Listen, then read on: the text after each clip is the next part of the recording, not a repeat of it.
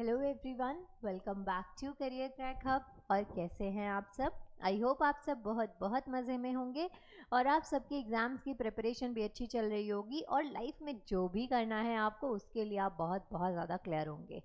मेरा नाम है मनीषा और मैं आपको बायोलॉजी पढ़ा रही हूँ। बायोलॉजी के इस लेक्चर की सीरीज़ में आज जो हमारा टॉपिक है वो पर्सनली मेरा फेवरेट है, क्योंकि आज हम बात करने वाले हैं खाने से रिलेटेड। मेरे फेस की स्माइल आपको बता ही रही होगी कि टॉपिक बहुत इंटरेस्टिंग है। और ये जो टॉपिक है ना, लेट मी टेल यू, सिर्फ इसलिए भी इंटरेस्टिंग नहीं है और इसलिए भी इसकी इंपॉर्टेंस नहीं है कि आपके एग्जाम में आएगा, आपसे पूछा जाएगा। इसलिए भी इसकी इंपॉर्टेंस बढ़ जाती है क्योंकि ये जो टॉपिक है आपकी नॉलेज को भी एनहेंस करेगा, क्योंकि हम डेली बेसिस पे बहुत सारी चीज़ें खाते हैं। अब वो खाना जो है, हमें कौन सा खाना चाहिए, नहीं खाना चाहिए, किस खाने से क्या नुकसान है, किस खाने के क्या फ़ायदे हैं, ये बात तो आपको पता ही होनी चाहिए। समझे इतना? आपको ये आज के लेक्चर में ये इम्पॉर्टेंट चीज़ें मैं आपको बताने वाली हूँ। और एक और बात, आप देखते होंगे बहुत से ऐसे लोग हैं जो पूरा दिन खाते होंगे लेकिन उनकी बॉडी इतनी ज़्यादा सही तरीके से लगता नहीं है कि पूरा दिन खाते होंगे। तो यहाँ पे दो सिचुएशन हो सकती हैं। पहला तो उनका मेटाबॉलिज्म बहुत अच्छा है, डाइजेशन बहुत सही तरीके से हो जाता है। दूसरी चीज़ हो सकता है कि वो गलत चीज़ें खा रहे हो जो उनको नहीं खानी चाहिए और वो उनके शरीर पे लगती ही ना हो, पॉसिबिलिटीज़ हैं। तो आपको ये चीज़ यहाँ पे समझनी है कि कौन सा खाना हमें नुकसान देगा, कौन सा खाने का क्या फ़ायदा होगा, आज के इस लेक्चर में हम पढ़ने वाले हैं। Welcome to career crack hub biology classes by Manisha ma'am. आज का जो टॉपिक है वो है न्यूट्रिशन, यानी कि पोषक तत्व।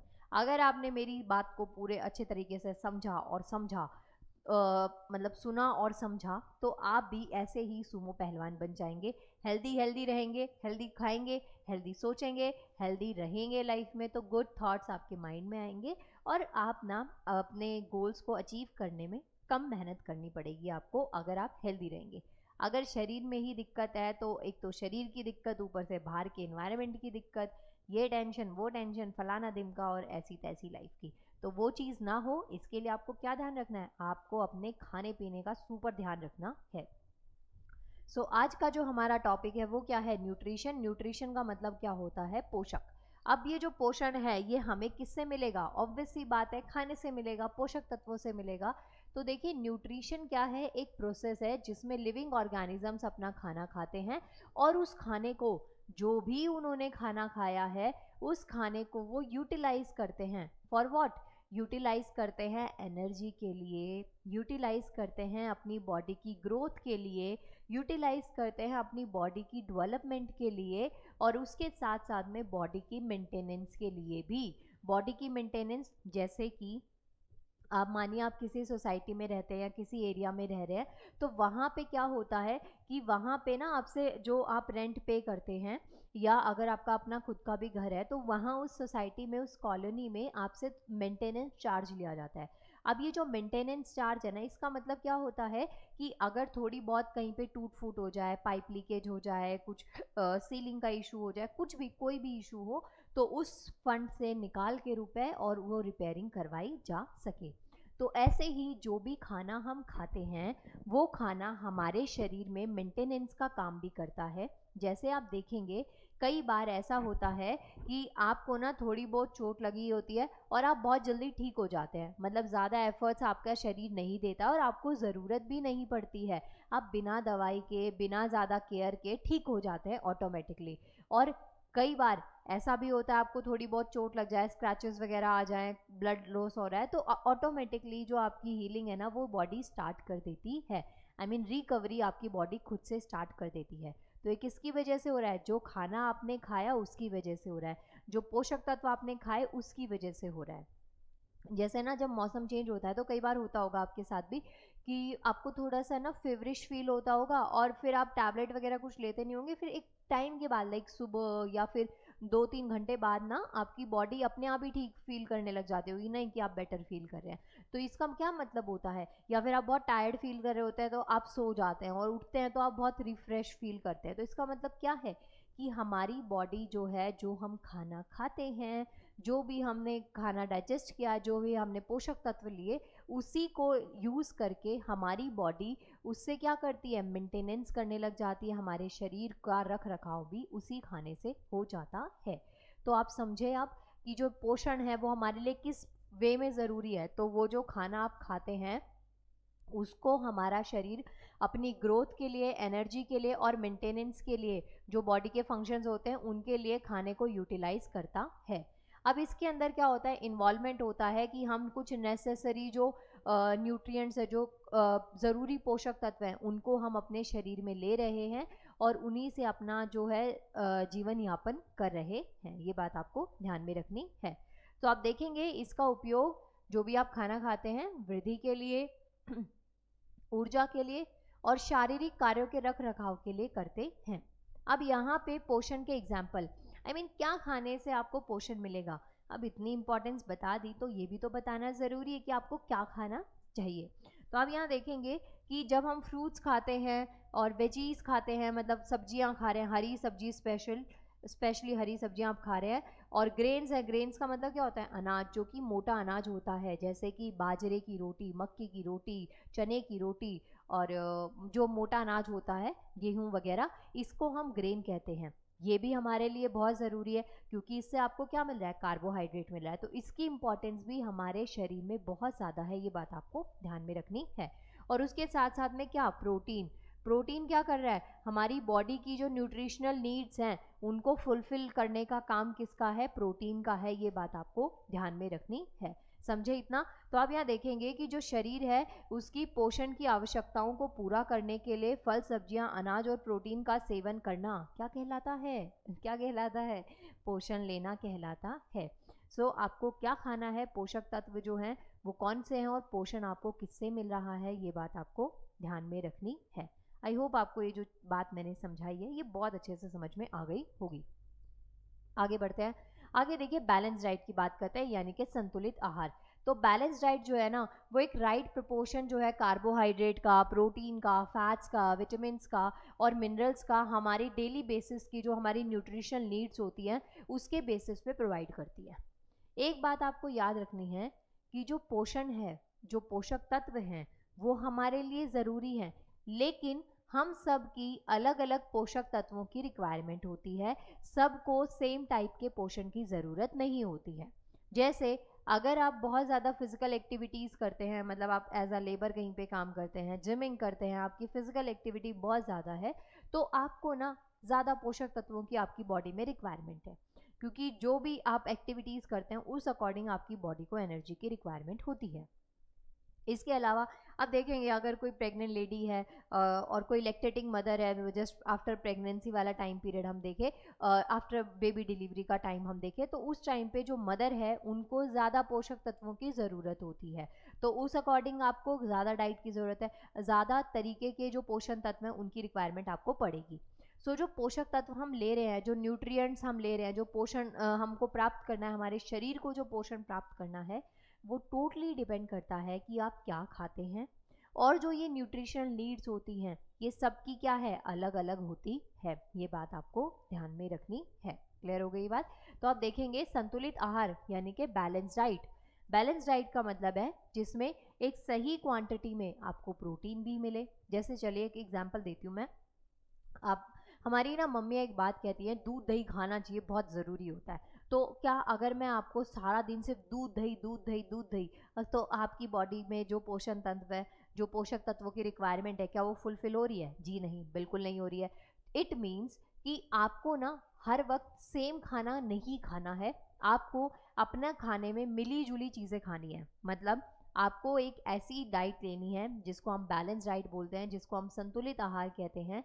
एक ऐसी डाइट आपको लेनी है जिससे आपके शरीर को क्या क्या चीज़ मिले, जिससे हमारे शरीर को कार्बोहाइड्रेट मिले, जिससे हमारे शरीर में प्रोटीन की कमी भी पूरी हो जाए, हमें मिनरल्स भी मिले, हमें ज़रूरी सारे विटामिन्स भी मिले। हर एक विटामिन की अपनी एक इम्पॉर्टेंस होती है। किसी भी चीज़ की लैकनेस होगी ना आपके शरीर में, तो आपका शरीर खुद से ना इंडिकेशन देने लग जाता है कि आपके शरीर को इसकी ज़रूरत है और उसको जल्दी डालिए अपने शरीर में, नहीं तो जो नीड लैकनेस है वो कम कम कम होती जाएगी और फिर आप बीमारियों का शिकार बन जाएंगे। आपका शरीर डिजीज़ का घर बन जाएगा। इवन मैं कह रही हूँ अगर ध्यान नहीं रखेंगे तो आज के इस एरा में घर नहीं बनेगा, महल बन जाएगा, बैंकेट हॉल बन जाएगा आपका शरीर, अगर आपने बीमारियों से खुद को नहीं बचाया तो। समझे इतना। तो ये आपको ध्यान रखना है। तो तो संतुलित आहार क्या है? वो है जो कि शरीर की दैनिक पोषण आवश्यकताओं को पूरा करने के लिए सही अनुपात में कार्बोहाइड्रेट, प्रोटीन, वसा, विटामिन और खनिज प्रदान करता है।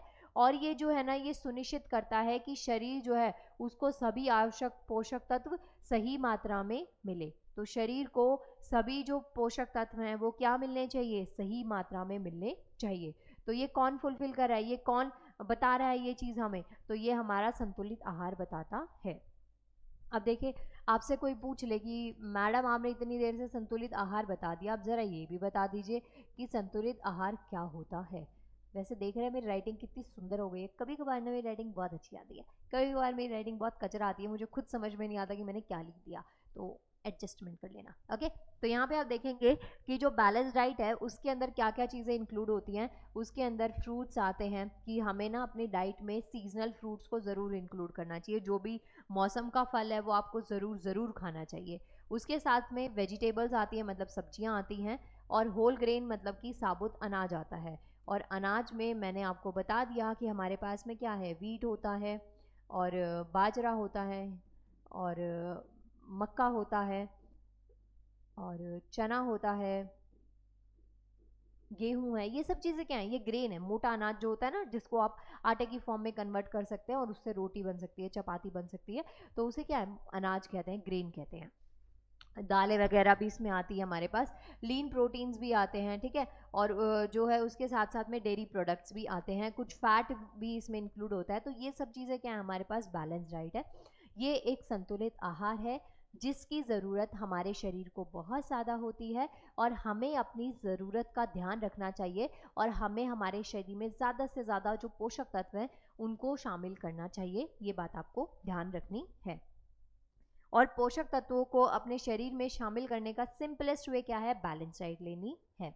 अब जब बैलेंस डाइट की बात करते हैं, जब हम संतुलित आहार की बात कर रहे हैं, तो यहाँ पे हमारे पास दोनों ऑप्शंस हैं। जैसे कि आप सिर्फ और सिर्फ प्लांट प्रोडक्ट्स खाना चाहते हैं, जैसे आप सिर्फ प्योर वेजिटेरियन है, आप और कुछ चीज़ नहीं खाते, आप किसी जीव जंतु को नहीं खाना चाहते, तो भी आपके पास डाइट के ऑप्शंस होते हैं। अगर आप अपनी डाइट में जो कुछ नॉन वेज हैं उनको इंक्लूड करना चाहते हैं, लाइक आप एग वगैरह ऐड करना चाहते हैं, लाइक आप चिकन वगैरह ऐड करना चाहते हैं, बीफ, जो भी आपकी चॉइस है, अगर वो भी आप ऐड करना चाहते हैं तो उस अकॉर्डिंग आप अपनी डाइट को ले सकते हैं। तो संतुलित आहार का मतलब ये बिल्कुल भी नहीं है कि आपको एक चीज़ के लिए प्रेशराइज किया जाए कि यही खाने से आपकी बॉडी को पोषण मिलेगा। ऐसा ज़रूरी नहीं है। आप अपनी पॉकेट, अपने बजट और अपने टेस्ट के अकॉर्डिंग अपनी डाइट को बैलेंस डाइट बना सकते हैं, क्योंकि एक चीज़ के सोर्स के बहुत सारे ऑप्शंस हमारे पास होते हैं। अगर हम प्रोटीन भी लेना चाहें तो इट डजेंट मीन कि आपको वे प्रोटीन मार्केट से डब्बा खरीद के ही लाना है और उसको दूध में मिला के पीना है। हम और भी चीज़ें खा सकते हैं। ज़रूरी नहीं है कि प्रोटीन के लिए आपको फ़िश ही खानी पड़ेगी। आप पनीर को भी यूज़ कर सकते हैं, आप दूध दही भी यूज़ कर सकते हैं। आप इसके साथ साथ में पीनट्स जो मूंगफली होते हैं उनको भी यूज़ कर सकते हैं। तो यहाँ पे क्या चीज़ आपको ध्यान में रखनी है कि आपको अपनी बैलेंस डाइट में न्यूट्रिएंट्स का ध्यान रखना है, पोषक तत्वों का ध्यान रखना है कि ये वाला सोर्स आपको किससे मिल रहा है। समझे इतना? तो ये आपको ध्यान में रखना है। सो यहाँ आप देखेंगे बैलेंस डाइट है, यहाँ पे ना बहुत सारी चीज़ें आपके पास ऑप्शंस है। ऑप्शंस में आपके पास में यहाँ पे ग्रीन कलर के फूड भी है जो कि हम वेज फूड में काउंट करते हैं, और हमारे पास में यहाँ पे थोड़ा बहुत चिकन वगैरह भी आपको दिख रहा होगा। तो ये सब किस में आते हैं? आपके बैलेंस डाइट में आती है। चॉइस आपकी है कि आपको क्या खाना पसंद है, कैसे खाना पसंद है, उस अकॉर्डिंग आप अपनी डाइट में चीज़ों को कम ज़्यादा कर सकते हैं। आगे बढ़ते हैं इस लेक्चर में। तो अब यहाँ देखिए, जो इतनी देर से मैं आपको कह रही हूँ कि आपको संतुलित आहार खाना है, तो उसके आपके शरीर में क्या फ़ायदे हैं। मतलब जो संतुलित आहार आप खाएंगे उसका कुछ फ़ायदा भी तो होना चाहिए। बिना फ़ायदे के आज की डेट में करता ही क्या है, कुछ कोई नहीं करते ना। तो फ़ायदा क्या है संतुलित आहार का? तो यहाँ पे देखिए, पहली चीज़ तो सबसे बड़ा फ़ायदा तो ये है कि आप इन मैडम की तरह बन जाएंगे, fit and fine slim trim. Okay, दूसरा जो बेनिफिट है वो क्या है? सबसे पहली चीज़ तो जो बैलेंस डाइट है, जो संतुलित आहार है, वो हमारा वेट लॉस में हेल्प करता है। आज के एरा में सबसे बड़ी जो बीमारी है, जो सबसे बड़ी डिजीज़ है हमारे शरीर में, वो क्या है? ओबेसिटी है, मतलब कि मोटापा है। अगर आपके शरीर में मोटापा है तो इट मीन्स आपका शरीर बहुत सारी बीमारियों का घर है। तो उससे आपको बचना है तो आपको फिट एंड फाइन रहना पड़ेगा, और वो चीज़ कैसे पॉसिबल है? आपका वेट कम होना चाहिए। हम वेट कम करने के चक्कर में अंडर वेट नहीं चले जाना है। मतलब आपके हाइट के अकॉर्डिंग, आपकी एज के अकॉर्डिंग आपका वेट होना चाहिए, जो कि बहुत ज़्यादा भी नहीं होना चाहिए और बहुत कम भी नहीं होना चाहिए। तो सबसे पहली चीज़, जो बैलेंस डाइट खाते हैं, जो संतुलित आहार लेते हैं, वो वेट को कंट्रोल करने में हेल्प करता है। ना आपके वेट को बहुत ज़्यादा बढ़ने देता है, ना आपके वेट को बहुत कम होने देता है। तो बैलेंस डाइट का, संतुलित आहार का, ये आता है हमारे पास पहला बेनिफिट, पहला फ़ायदा। सेकेंड पॉइंट आता है कि जो संतुलित आहार है वो आपको एनर्जाइज रखता है, मतलब कि आपको एनर्जेटिक फील कराता है। ऐसा नहीं है कि हर वक्त आप अपने शरीर को घसीट रहे हैं, ऐसा नहीं फील होता संतुलित आहार में कि आपका शरीर बिल्कुल ख़त्म हो रहा है, कुछ काम करने की क्षमता ही नहीं बची है। आपको ना एनर्जेटिक रखता है संतुलित आहार। तो ये भी सबसे बड़ा जो है फ़ायदा है। इसके बाद में जो संतुलित आहार है वो हमारी हार्ट हेल्थ को भी क्या करता है, सपोर्ट करता है। जब आपका हृदय खुशनुमा रहेगा, आपका दिल खुशनुमा रहेगा, तो आप भी जमा जमा रहेंगे।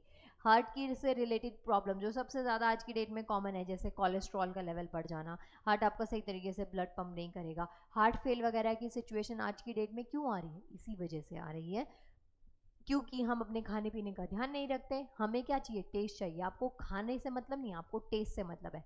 टेस्ट अगर आपको गोबर में भी आ रहा होगा तो आपको कोई आपत्ति नहीं होगी। तो आपके लिए सबसे ज़रूरी चीज़ क्या है, टेस्ट है। लेकिन हमें टेस्ट के साथ साथ में हमें ऐसा खाना भी चाहिए जो कि खाना हमारे शरीर के लिए क्या हो, बहुत बेस्ट हो। समझे इतना? तो आप देखेंगे कि जो हार्ट है ना, वो हमारी हार्ट हेल्थ को भी क्या करता है, सपोर्ट करता है। इसके साथ साथ में इलनेस से बचाता है, मतलब जो बीमारियां हैं ना, हमारा शरीर बीमारियों से बचाने में हमारी हेल्प करता है। आपको थोड़ी बहुत बीमारी फील ही नहीं होगी। हमारी बॉडी की WBCs इतनी स्ट्रांग होती है कि वो बीमारियों से खुद ही लड़ लेंगी। लेकिन ये सिर्फ जब पॉसिबल है जब आपकी इम्यूनिटी बहुत अच्छी हो। इम्यूनिटी स्ट्रांग होगी तो बीमारियां अपने आप शरीर से गायब हो जाएंगी। तो ये बात आपको याद रखनी है कि जब आप संतुलित आहार खाते हैं तो उस शरीर में कम से कम बीमारियां लगती हैं, फिट एंड फाइन शरीर एकदम रहता है। आगे देखिए, जो इम्यून सिस्टम है उसको बूस्ट करने का काम भी किसका है, बैलेंस डाइट, संतुलित आहार का काम है कि जो इम्यून सिस्टम होता है उसको बूस्ट करता है। इसके साथ साथ में जितने भी ज़रूरी पोषक तत्व होते हैं, ज़रूरी पोषक तत्व जो होते हैं, पोषक तत्व, उनको भी प्रोवाइड कराया जाता है। किसके थ्रू प्रोवाइड करवाया जाता है, तो यहाँ पे आपको याद रखना है कि जो ज़रूरी पोषक तत्व हैं वो हमारी बैलेंस डाइट यानी कि हमारा जो संतुलित आहार है वो प्रोवाइड करवाता है। आई होप आपको ये चीज़ यहाँ पे मस्त तरीके से समझ में आ गई होगी। अब यहाँ पे इतनी देर से मैंने पोषण पढ़ाया, अब कुछ हम पोषक तत्वों को भी देख लेते हैं कि कौन कौन से टाइप के जो न्यूट्रिएंट्स है, जो पोषक तत्व हैं, वो पाए जाते हैं। तो देखिए, पोषक तत्व जो हैं वो ऐसे पदार्थ होते हैं जो वृद्धि और उसके साथ साथ में मेंटेनेंस, मतलब जीवन का जो रख रखाव है, उसके लिए बहुत आवश्यक है, क्योंकि इनसे हमें क्या मिल रहा है, पोषण मिल रहा है। इसके अंदर क्या क्या इंक्लूड है, कार्बोहाइड्रेट है पहला, दूसरा प्रोटीन इंक्लूड है इसमें, तीसरा जो है वसा यानी कि फैट भी। अब सोचेंगे कि मैम अभी तो आप कह रहे थे ओबेसिटी अच्छी चीज़ नहीं होती है, अब आप फैट काउंट करवा रहे हैं। तो फैट जो है वो गुड थिंग होता है, लेकिन सिर्फ गुड फैट। ऐसा नहीं आप खा खा के गोलगप्पा बनते जा रहे हैं और आप कहेंगे ये फैट तो अच्छा फैट है, ऐसा नहीं है। आपको जो फैट है, जैसे हम घी और दूध, दही, ये सब चीज़ें लेते हैं, इनमें कुछ अमाउंट फैट का होता है जो हमारे शरीर के लिए ज़रूरी होता है। समझे? ये बॉडी में गर्मी क्रिएट रखता है, विटामिन की ज़रूरत है, मिनरल्स की ज़रूरत है हमारे शरीर को बहुत ज़्यादा। और सबसे इम्पॉर्टेंट चीज़ क्या है, पानी भी हमारे लिए बहुत बहुत ज़रूरी है। और जब भी आप बॉडी में पानी, अब ना बहुत आपने रील्स में सुना होगा, बहुत जगह आपने पढ़ा होगा कि शरीर में पानी की कमी नहीं होनी चाहिए, पानी बहुत ज़रूरी है। तो ये नहीं है कि आप खाली पानी पी रहे हैं, आप जितना ज़्यादा लिक्विड डाइट को इंक्लूड करेंगे आपके लिए उतना बढ़िया है। लेकिन सिर्फ ये नहीं कि आप खाली पानी ग्लास में डाल के पिए जा रहे हैं, आप उसकी जगह बहुत सारे अलग अलग ऑप्शंस का यूज़ कर सकते हैं। आप शेक प्रेफर कर सकते हैं, आप इसके अलावा दाल का पानी, राइस वाटर, ऐसी चीज़ों का आप यूज़ कर सकते हैं जो कि आपके शरीर के लिए ज़रूरी है। समझे? हेल्दी फूड आपको मतलब यहाँ पे खाना है। इसके कुछ एग्जाम्पल्स आपको दे रखे हैं कि जो पोषक तत्व है उसके क्या क्या एग्जाम्पल्स होते हैं। जैसे आपकी बॉडी के लिए प्रोटीन बहुत ज़रूरी है, जिसमें मीट और बीन्स आते हैं। कार्बोहाइड्रेट बहुत ज़रूरी है, जिसके अंदर हमारे पास राइस है, ब्रेड है, मतलब जो मोटा अनाज होता है ना, वो हमारे पास कार्बोहाइड्रेट में आता है। इसके साथ में विटामिन आते हैं, जैसे कि फ्रूट से विटामिन मिलते हैं, बहुत सारी वेजीज हैं, वेजिटेबल्स हैं, उनसे हमारे शरीर को जो ज़रूरी, जो आवश्यक पोषक तत्व है वो दिए जाते हैं। तो तो आप याद रखेंगे कि हमें ये सब चीज़ें अपने खाने में इंक्लूड करनी है ताकि हमारा शरीर जो है वो चुस्त दुरुस्त और तंदुरुस्त रहे और हम एकदम हंसते खेलते मुस्कुराते रहें, फिट एंड फाइन रहें। तो ये पॉइंट आपको याद रखना है। आगे बढ़ते हैं। नेक्स्ट देखिए, 6 जो मेजर न्यूट्रिएंट्स हैं, मतलब बहुत ज़रूरी जो पोषक तत्व हैं, यहाँ पे आप देखेंगे आवश्यक पोषक तत्व जो कि आपके शरीर को बहुत बहुत ज़रूरी है, आपके शरीर में ये होने ही होने चाहिए। वो कौन कौन से हैं? एक है हमारे पास में कार्बोहाइड्रेट। क्या है? कार्बोहाइड्रेट है। अब प्लीज़ ये मत कह दीजिएगा कि मैम इसको भी हिंदी में लिख दीजिए। कार्बोहाइड्रेट है, फैट का मतलब हो गया वसा हो गया, मिनरल्स हैं, ठीक है, विटामिन हैं, उसके बाद में प्रोटीन है, उसके साथ में पानी है यानी कि जल है और मिनरल्स है। तो ये सब क्या है हमारे पास में? खनिज, सॉरी मिनरल्स भी लिख दूँ ना, खनिज वर्ड मुझे ध्यान नहीं आ रहा था। तो ये क्या है? खनिज। तो ये सब क्या है हमारे पास में? ये हमारे पास में है पोषक तत्व। क्या चीज़ है ये? पोषक तत्व है, ये बात आपको ध्यान में रखनी है। तो 6 जो मेजर पोषक तत्व की जिसको रिक्वायरमेंट है हमें, कार्बोहाइड्रेट है, प्रोटीन है, फैट है, विटामिन है, मिनरल है और वाटर है। तो ये सबसे ज़रूरी है और इनको हमें मिला जुला कर अपने शरीर में इस्तेमाल करना चाहिए। अब देखिए आगे हमने क्या पढ़ना है कि ये जो आप खाना खा रहे हैं ये हम अलग अलग शरीर में ना इसका अलग अलग प्रोसेस होता है बॉडी में, मतलब जो प्रोसेस ऑफ न्यूट्रिएंट्स है ना कि आप पोषक तत्वों को किस तरीके से ग्रहण कर रहे हैं। तो इसमें हमारे पास में अलग अलग स्टेजेस पे डिफरेंट डिफरेंट प्रोसेस होते हैं। तो यहाँ पे ना 5 मेन प्रोसेस होते हैं जो कि आपको पढ़ने हैं न्यूट्रिएंट्स इन एनिमल्स, मतलब कि पोषण की प्रक्रिया। आपको क्या पढ़ना है यहाँ पे? पोषण की प्रक्रिया। तो यहाँ पे हमारे पास में 5 जो है वो मेजर स्टेप्स हैं। अब इन 5 चरणों को एक एक करके देखते हैं। सबसे पहली चीज़ तो आती है हमारे पास इंजेशन, जिसको कि अंतग्रहण कहते हैं।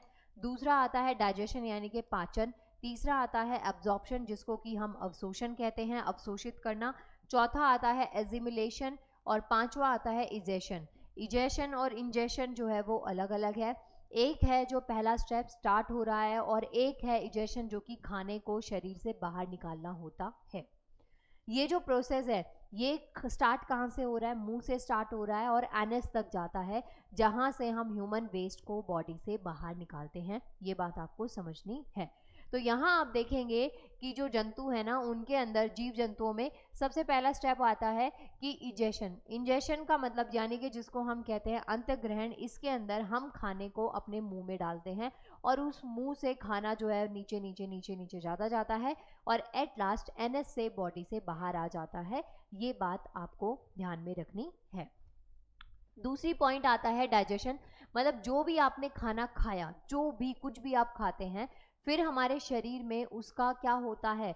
विखंडन होना स्टार्ट हो जाता है, उस खाने का ब्रेक डाउन होना स्टार्ट हो जाता है, जो कि सेकेंड स्टेप में आता है जिसको कि हम डाइजेशन कहते हैं। फिर उसके बाद में नेक्स्ट आता है एब्जॉर्प्शन, मतलब जो आपने खाना खाया, जो है पार्ट्स में ब्रेक हुआ, जो फूड मॉलिक्यूल्स में ब्रेक हुआ, उस खाने को हमारा शरीर एब्जॉर्ब कर लेता है। एब्जॉर्ब करना बहुत ज़रूरी है। जब हमारा शरीर उस खाने को अवशोषित करता है तभी जाके वो पोषक तत्व हमारे शरीर को लगते हैं और फिर वो हमारे बॉडी की ग्रोथ एंड डेवलपमेंट में हेल्प करते हैं। ये बात आपको ध्यान में रखनी है।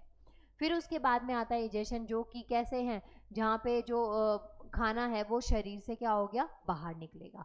तो आप यहाँ देखेंगे इस प्रोसेस से स्टार्ट हुआ और 5 स्टेप होते हैं जो कि अभी मैं समझाऊंगी। पहले से स्टार्ट हुआ और लास्ट में बॉडी से खाना बाहर निकल गया। ये 5 स्टेप्स आपको जो है स्टेप बाय स्टेप मैं अभी आपको करवा देती हूँ। तो यहाँ आप देखेंगे यहाँ से खाना स्टार्ट किया खाना और फिर ये एनएस से जो है वो खाना ह्यूमन वेस्ट की फॉर्म में बॉडी से बाहर निकल गया। अब इसको पढ़ते हैं। यहाँ पे देखिए सबसे पहला जो स्टेप आता है उसे कहते हैं अभिग्रहण यानी कि इंजेशन। ये एक ऐसा प्रोसेस है जिसके अंदर फूड और न्यूट्रिएंट्स को हम शरीर में लेते हैं, मतलब अपनी बॉडी में डालते हैं। किसकी हेल्प से? मुंह की हेल्प से। खाना मुंह में रखा आपने, दांतों ने उसको छोटे छोटे पार्ट्स में तोड़ना स्टार्ट किया, फिर हमारी सलाइवा का रोल आता है। जैसे रोटी पे घी लगाने का काम होता है, ऐसे सलाइवा जो है, सलाइवरी ग्लैंड्स होती है हमारे टंग के ऊपर, जो कि अमाइलेज को क्या कर रही है? उसमें खाने में मिक्स करिए। इसमें मिक्सिंग क्यों ज़रूरी है?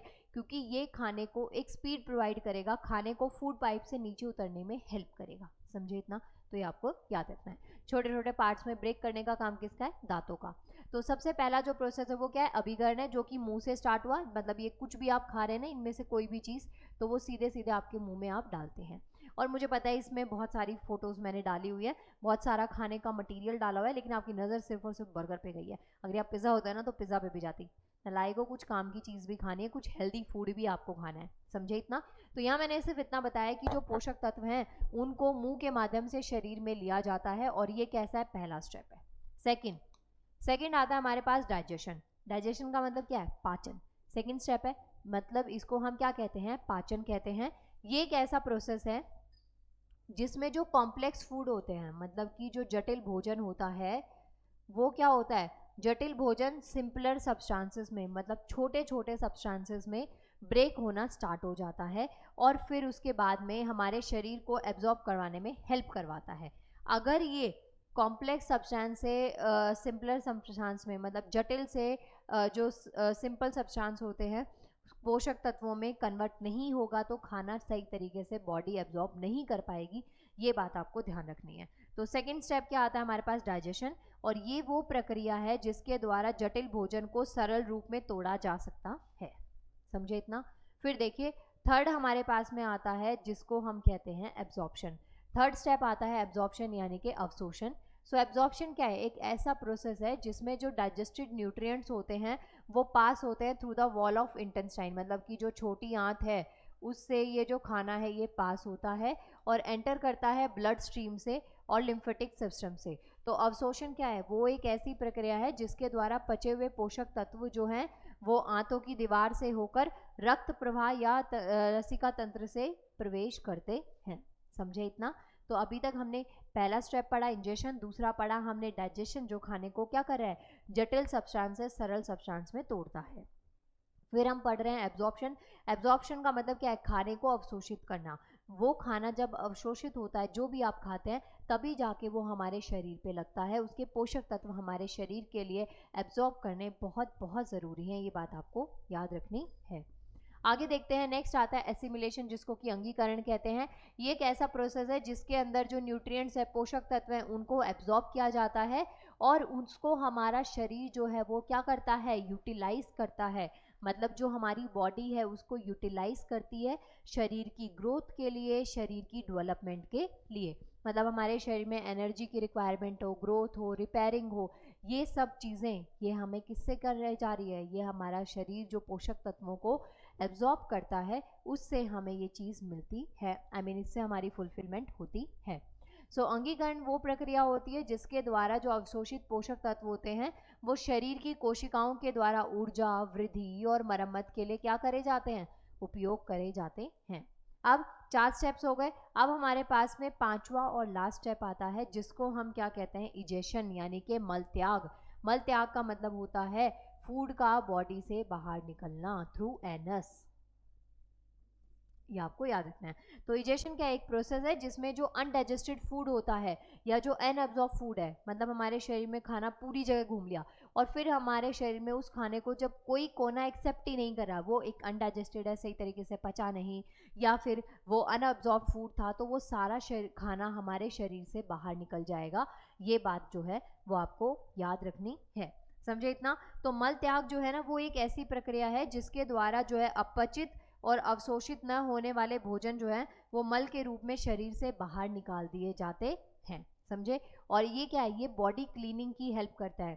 ये ना बहुत सिमिलर है, जैसे कि हमारे घर में बहुत ज़्यादा अगर वेस्ट हो जाए, कूड़ा हो जाता है, जब आप साफ़ सफाई करते हैं तो घर का सारा कूड़ा आप बाहर फेंक देते हैं। यही चीज़ हमारे पास ये प्रोसेस है कि जितना भी वेस्ट है, जो भी कूड़ा करकट है, वो सब जो है वो हम क्या कर देते हैं? बाहर फेंक देते हैं, जो हमें ज़रूरत नहीं है। तो ऐसे ही हमारे शरीर की क्लीनिंग का काम भी इजेशन ही करता है, जहाँ पे जितना भी जो अनडाइजेस्टेड फूड है, अनएब्जॉर्ब फूड है, वो सारा खाना शरीर से बाहर निकल जाता है। तो ये बात आपको ध्यान में रखनी है।